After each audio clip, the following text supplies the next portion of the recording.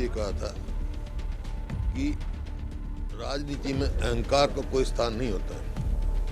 जब वहाँ तब विरोध होगा तो सरकार को टकराव से बचना चाहिए और कोई भी उकसाने वाली बात नहीं कहनी चाहिए, जिस उससे स्थिति बहुत गंभीर है।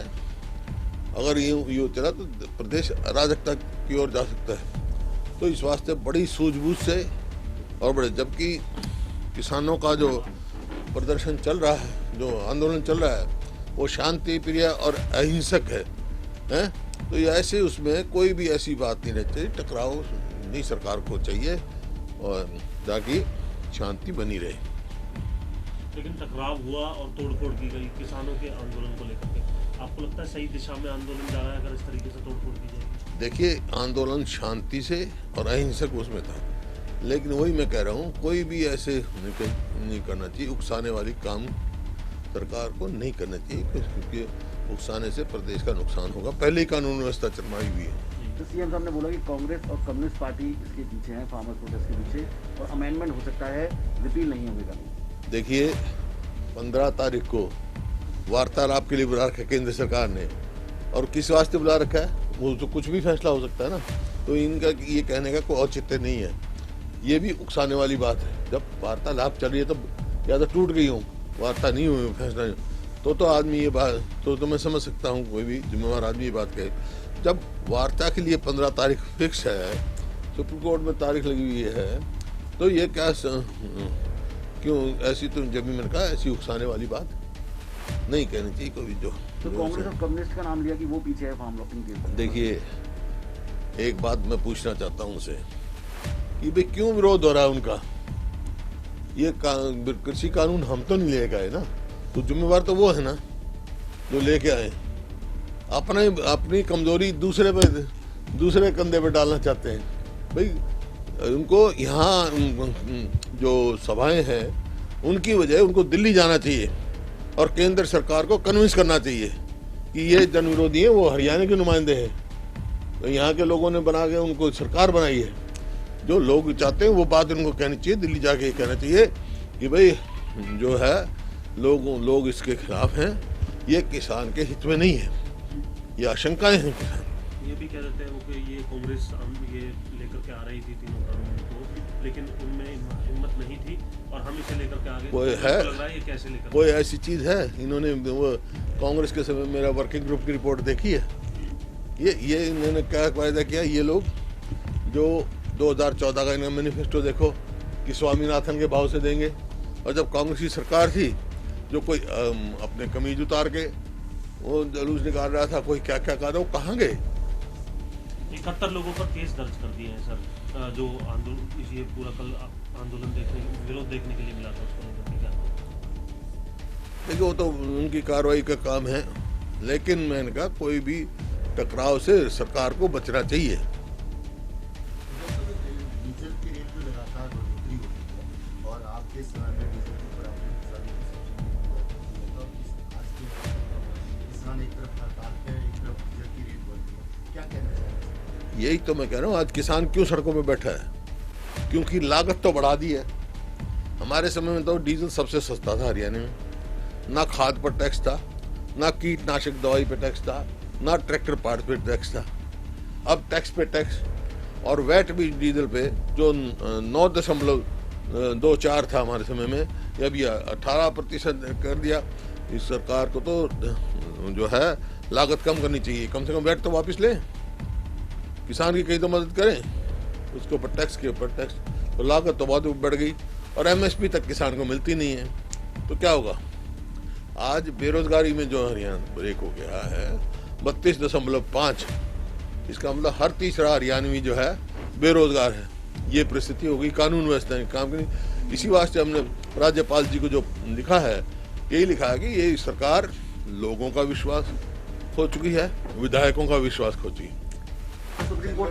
जनवरी में बुढ़ापा पेंशन बढ़ना था, कोविड की बहाना बनाकर सरकार कह रही है कि बुढ़ापा पेंशन नहीं बढ़ा सकते। हरियाणा उधर पूरे देश में सबसे ज्यादा बुढ़ापा पेंशन देता है, क्या कहना है? वो तो कभी से देता हरियाणा, लेकिन इनका क्या वायदा था? इनका तो ये मैनिफेस्टो उठा के देखो, 5100 रुपये तो स्टार्ट करना था इन्हें, 5100, और चुनाव में क्या कह के वोट मांग के आएंगे। जो आज वो भी बंद कर दिया, 150 भी बंद कर दिया। हर कोई स्कीम जो दुर्घटना की थी स्कीम, तो कोई सड़क पे दुर्घटना हो जाती ब्रेड अर्नर के लिए, उसको पैसा था वो बंद कर दी इन्होंने। तो कोई मतलब एक भी फैसला हम ये नहीं कह सकते इनका जनहित का है।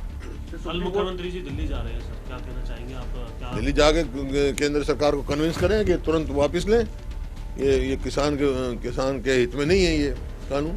सुप्रीम कोर्ट में आज टिप्पणी हुई है सर कि सुप्रीम कोर्ट का कहना है कि या तो इस पर सरकार तय करे, नहीं तो फिर हम इस पर रोक लगाएंगे। मैं तो शुरू से कह रहा हूँ, मैं तो शुरू से ये बात कही है। आपने 14 अगस्त का अगर मेरा ट्रिब्यून का आर्टिकल पढ़ा हो तो मैंने कहा भाई 3 कानून लेके आए हैं तो चौथा साथ ले आए कि एमएसपी से कम कोई भी खरीदेगा उसको पनिशेबल इन लॉ कर दो, उसको अपराध में सजा का प्रावधान कर दो। शुरू से कह रहा हूँ वही बात आज देखिए सुप्रीम कोर्ट ने तो वही बात कही है, क्योंकि मैं कह रहा हूँ किसानों की जो मांग जायज है और ये कानून किसानों के हित में नहीं है। सुप्रीम कोर्ट ने सर ये भी कहा है कि सेंटर ने इसको पूरी तरीके से सही तरीके से डील नहीं किया और आज वो सुप्रीम कोर्ट कुछ ना कुछ फैसला जरूर लेगी। देखिए मैंने कहा था भाई ये अगर ये कानून सस्पेंड करके कानूनी वापस लेके जो स्टेक होल्डर्स हैं उनसे डिस्कस करके जाओ, उनसे बातचीत करके वार्तालाप करके, जब भी तो है उनके हित में है कि नहीं हित में। सारे किसान तो कह रहे हमारे हित में नहीं है। खट्टर साहब कह रहे हैं किसानों के हित में, किसानों के हित में, और वो किसान कहते हैं हमारे हित में तो रहने दो। गुरनाम सिंह चंदोली का नाम लिया मुख्यमंत्री द्वारा और ये भी कहा गया, जब जवाब दिया गया कि कांग्रेस और वामपंथी ये सब करा रहे हैं, तो उसके हिसाब से आगे की किस तरह से बात की? मैं दे चुका है इस बात का जवाब। कांग्रेस इसका नेतृत्व नहीं कर रही है, लेकिन कांग्रेस इसका समर्थन कर रही है, क्योंकि मैं कह चुका ये कानून जो है किसान के हित के नहीं है और ये तुरंत वापस होना चाहिए।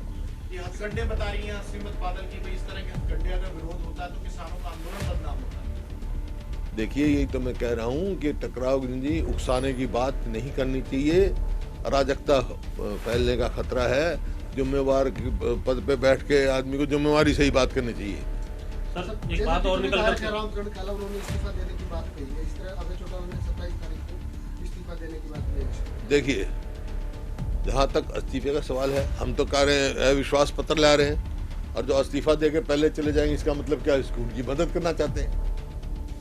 अगर एक मेंबर कम होगा अविश्वास पत्र में तो किसकी मदद होगी?